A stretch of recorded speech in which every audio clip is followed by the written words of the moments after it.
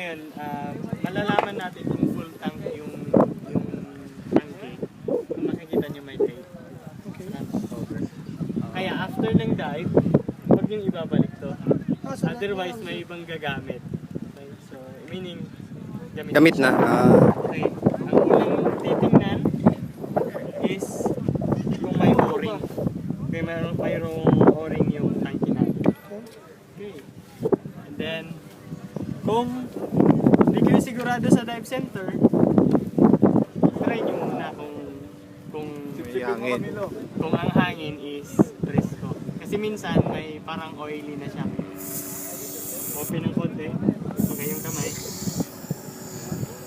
Ay, yan. So yan. Just in case, maging certified diver na kayo, tapos mag-travel kayo. At least, alam yung tangki na gagamitin nyo is fresco. Okay, so ngayon, i-assemble natin yung gamit. Sorry. So itong strap na to, pag try siya, kailangan basahin mo para personal preference ko nag-assemble natin yung naka-point sa up.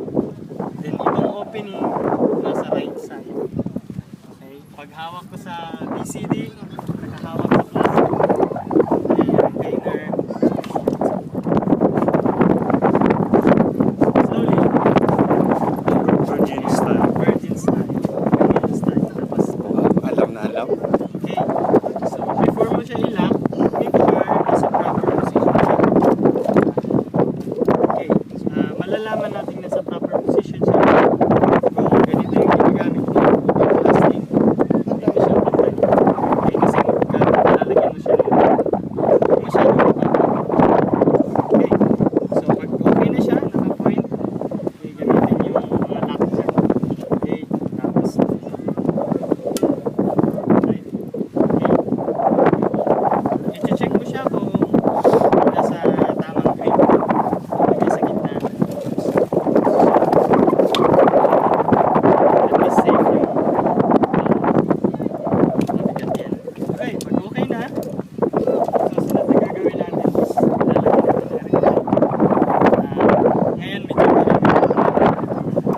normally mortal sin talaga.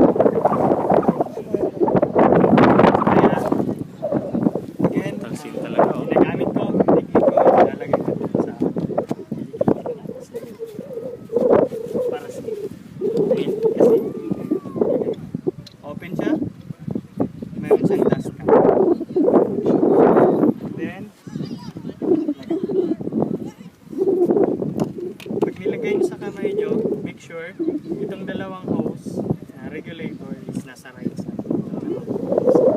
Okay, ito naman, ito yung tama, ito yung proper. Yung itim nasa ibabaw, yung yung isa, iba yung kapal. So ito talaga yung, at saka mas mahaba siya. Okay.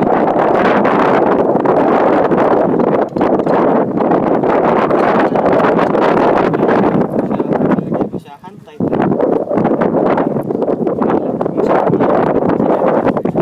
Then, i-connect natin yung low pressure hose sa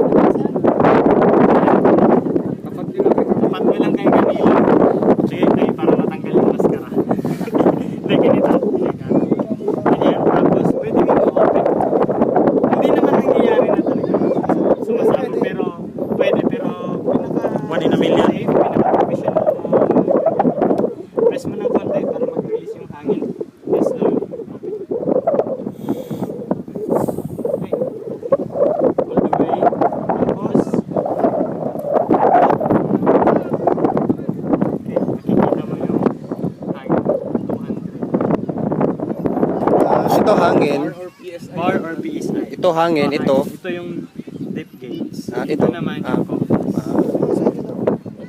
Okay. Yung iba, di ba, nasa dito na tinalagay yan. Nga ganyan. Computer or sa... Nagsasabi na, too deep. So, Deep. Turn left. susunod na gagawin mo, i-check mo ngayon. Kung nag-work ba siya ng Tama. okay. Gamitin mo, gamitin mo sa baba mo. Sabi mo kayo. Okay. Okay. Then, make sure, check mo na hindi gumagalaw yung gates. Pag gumagalaw pa. Pag gumagalaw, meaning May butas. halfway close lang siya. Or, Ah. hindi siya. Or, may sira yung gates mo. Hindi gumagalaw yan yun, Ro. Close. Ah. Okay, so, yun lang. Yun lang yung proper na pagkasimple ng gamit. Okay. Okay, so, sino gusto mo Yun. sa dalawa? Tatlo? Okay, disassemble